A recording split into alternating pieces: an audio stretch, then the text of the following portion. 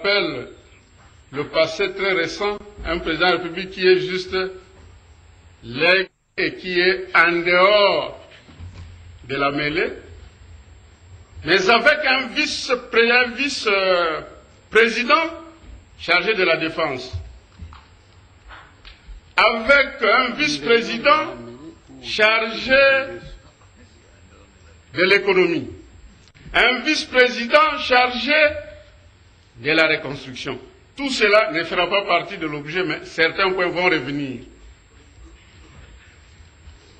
Le vice-président chargé de la défense, à lui on confie la mission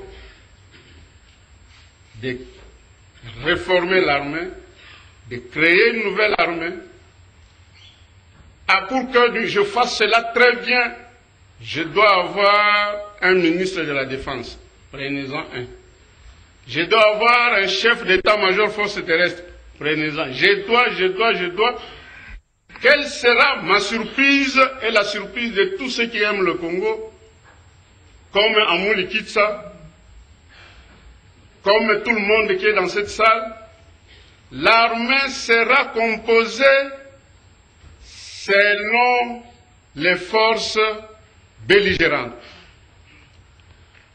Notre premier raté. Moulaïla, chef des rebelles, vous en aviez combien? J'en avais 20 000. Ok. Placez la liste. Tous sont des généraux, tous sont des colonels. Et il y en a qui étaient même ici, qui étaient des matelots, qui étaient des porteurs dans des ports, puisque cousin, oncle, on lui disait Yakanoki. Au commis colonel, Kobi Maboyete, côté là, Baboy. Pendant ce temps, va suivre le mouvement DDR, réinsertion, qui vont s'occuper de cela. Non. Nous devons être sûrs. Nous devons être sûrs de tout ce qui se passe. Nous devons nous en occuper. Alors, nous allons rater de former une armée républicaine où on a les filles et fils de ce pays qui viennent dans l'armée pour défendre la nation, qui viennent dans l'armée travailler selon la loyauté à la nation. Nous avons retrouvé dans notre armée des hommes qui défendent les hommes. Et vous vous rappellerez ce que nous avons vécu après le résultat des urnes. La diplomatie, ça c'est encore pire. Moi, Moulaïla, je dois prendre l'Angola. Monsieur Kaniki, vous prendrez le Rwanda. Ndolela, vous prendrez les États-Unis. Ainsi de suite. Et immédiatement après, les élections démocratiquement organisées, Moulaïla qui a envoyé son délégué, c'est pas moi au Rwanda ou en Afrique du Sud, où Moulaïla ne passe pas le diplomate qui se trouve en poste. Bon, Moulaïla l'a quitté, bon, Gaï Makamuna Bangwana, Nalingi Souste. Moulaïla Kupita, Mishta Tumikatena. Voilà, la destruction massive, secteur par secteur. Et quand on veut sanctionner, non, vous voyez, on veut violer les accords. Nous avons dit tout le monde doit être là. Mais je suis très heureux de suivre les collègues. Et là, si j'ai cité Adamo, c'est le mot loyauté à la nation. Moi, je vous dis, et je n'ai pas peur d'être contredit, les grades qui avaient été distribués immédiatement après Sun City, ces grades n'ont pas tenu compte des critères universellement reconnus. Ce que je dis, ça m'engage, c'est mon constat.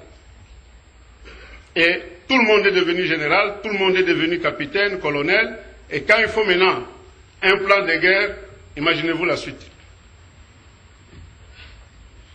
Un complot va maintenant être ourdi.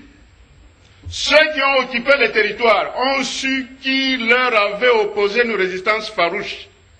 Là, je pense aux héros. Les héros que moi je baptise aujourd'hui, ce sont les Maï-Maï. Les héros, excusez-moi. Les héros. C'est du patak. Excusez-moi que cela arrive, ce n'est pas ma langue d'origine. Je la maîtrise aussi mieux que certains d'entre eux. Bon. Alors, les héros que moi je baptise aujourd'hui, ce sont les Maï-Maï.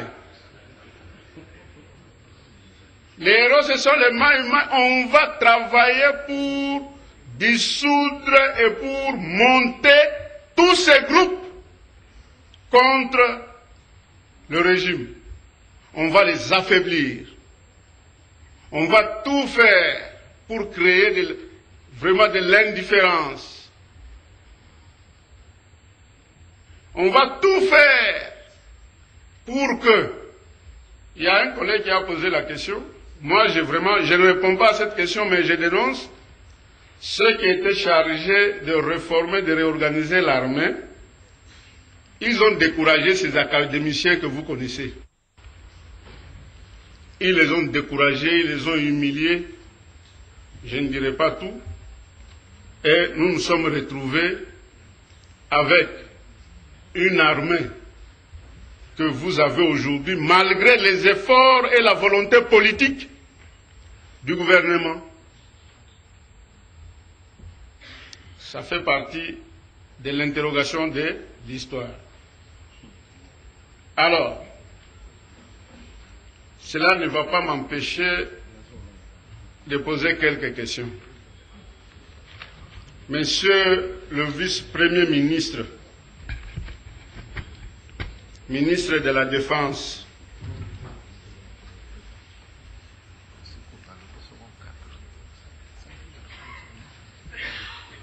vous avez répondu à certaines questions, mais comme moi aussi j'ai certaines préoccupations pour lesquelles j'ai besoin d'un éclaircissement. Vous avez hérité une armée constituée sur base de composantes et en perpétuelle réforme.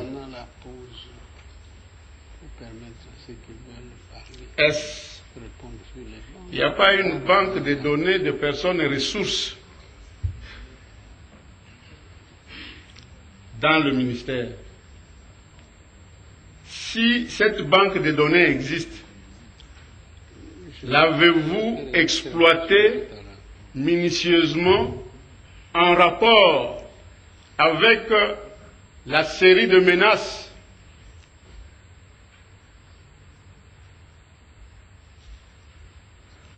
Vous êtes ministre de la Défense. Il y a des Congolais qui aiment ce pays et qui réfléchissent toujours mieux. Il y en a eu un, j'ai cité M. Laurent Désiré Kabila, qui a créé le service national. Le service national, avec une mission noble et très nationaliste, devrait recevoir toutes les vieilles gloires. Là, je vois tous les anciens premiers ministres qui ont brillé et très intelligents devraient être des formateurs au service national, formateurs de jeunes. Ils devraient partager leur expérience. Et dans leur expérience, les points forts, les points faibles, pour rééduquer la jeunesse, pour préparer cette jeunesse à affronter tous les problèmes de la vie nationale avec autant d'objectivité dans l'intérêt supérieur de la nation. Certains de vos généraux dirigent ces services. Est-ce que vous avez eu le temps de vous informer si ces services existent? Puisque je sais que parmi les reproches qui nous sont formulés à notre armée, non seulement elle contient beaucoup de vieux, je ne vais pas dire des personnes âgées, mais il y a aussi trop de jeunes qui ne sont pas utilisés. Ils sont dans les suites des généraux et des colonels. Mais le service national pouvait recevoir tout cela que vous, par vous, le gouvernement, pouvez retraiter, et pour une tâche précise. J'ai vu les centres du service national fonctionner. Et je vous dis, c'est le meilleur creuset de développement, le meilleur creuset où on peut encore puiser des personnes capables de servir la République. Je vous recommande, et je crois le bureau va nous autoriser, et ça c'est pratiquement en mars, si Dieu nous prête vie, la commission défense sécurité va vous inviter.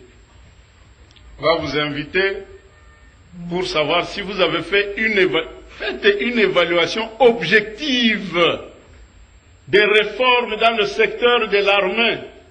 Si vous ne pouvez pas aller vers les années 64, où la force publique a fait des conquêtes extraordinaires, mais il y a une période récente, et la période récente va vous amener à la période actuelle de notre régime. Alors, vous ferez une évaluation objective et vous serez en mesure de faire de bonnes propositions au gouvernement pour que notre armée puisse devenir une armée très forte.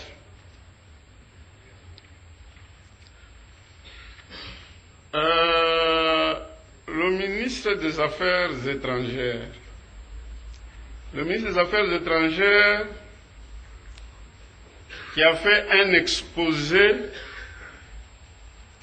qui nous a tous emballés parce que non seulement il lisait, mais il racontait ce qu'il a vécu. Je ne veux pas dire il parlait d'un travail qu'il a accompli.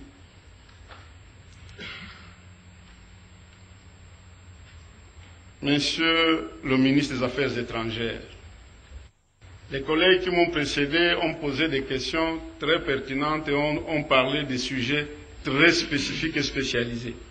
Mais moi je vais aller, je ne suis pas très diplomate, je vais tout simplement savoir, après votre balai diplomatique, quels sont les dispositifs de suivi que vous avez mis en place?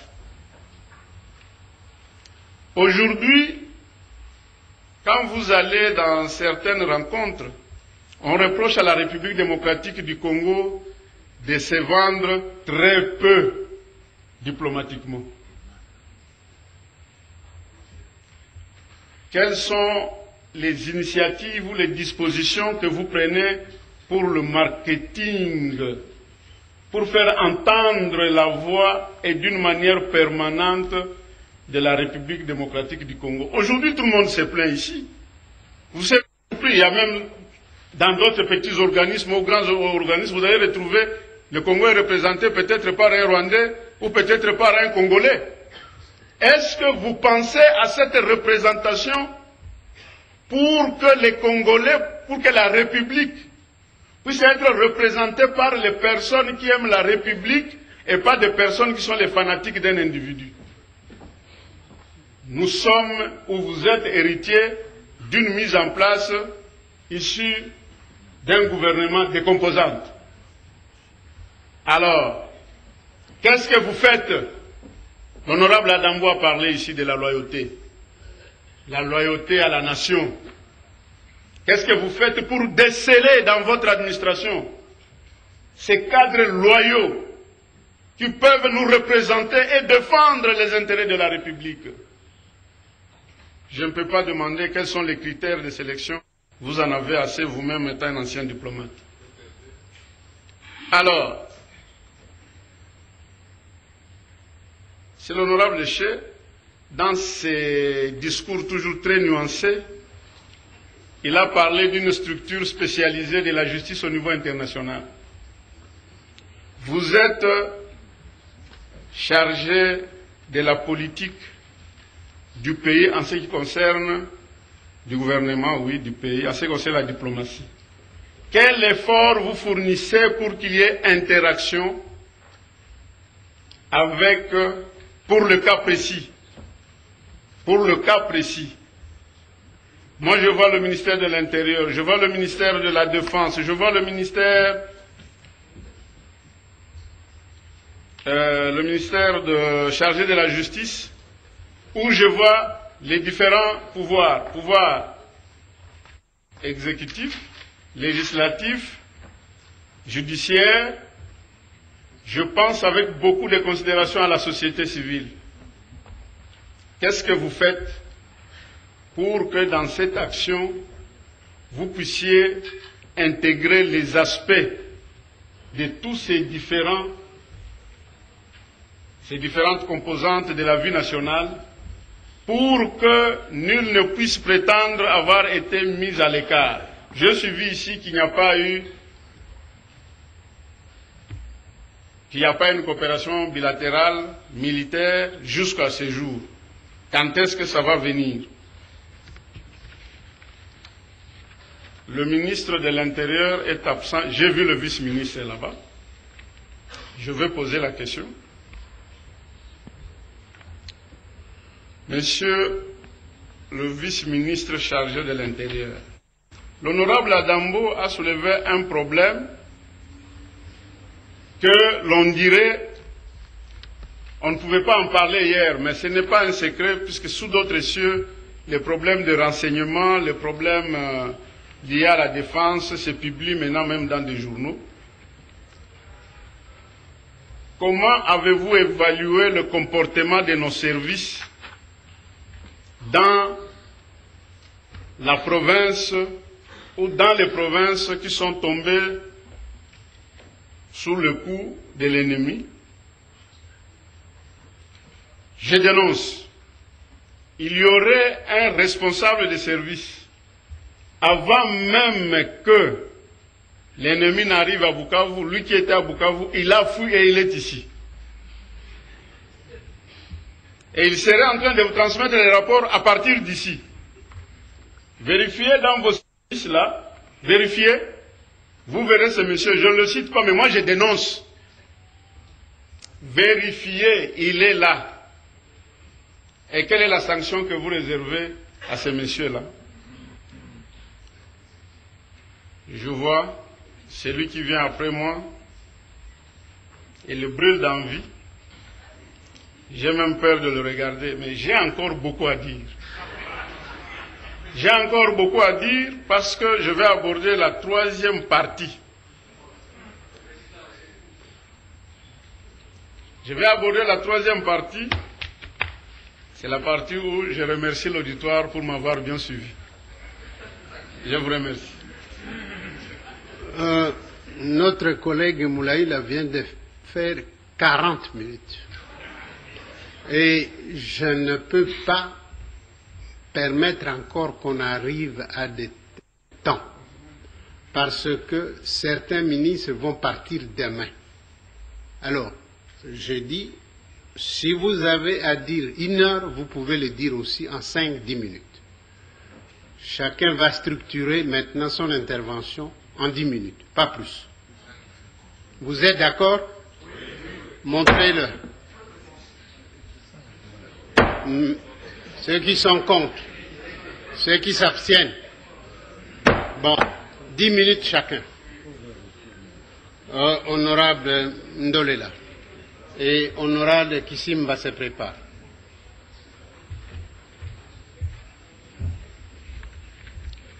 Honorable Président, merci pour la parole. Honorable membre du bureau, honorable sénateur, chers collègues, je suis victime d'un vote. Mais je vais essayer de... Il n'y a pas de victime. Il n'y a aucune victime. Je vais essayer de me conformer, mais j'ai préparé mon texte non pas en fonction de temps. Honorable Président, honorable membre du bureau, honorable sénateur, chers collègues, le collègue qui m'a précédé a commencé par un cri de victoire à partir du journal Le Potentiel. Je ne partage pas son enthousiasme ni son optimisme, parce que le monde n'est pas fait que de poésie et de lyrisme. L'honorable Mokonda a abordé dans sa question orale plusieurs aspects du problème de la énième guerre à l'est du pays. Il a entre autres rappelé la mission d'information dépêchée par le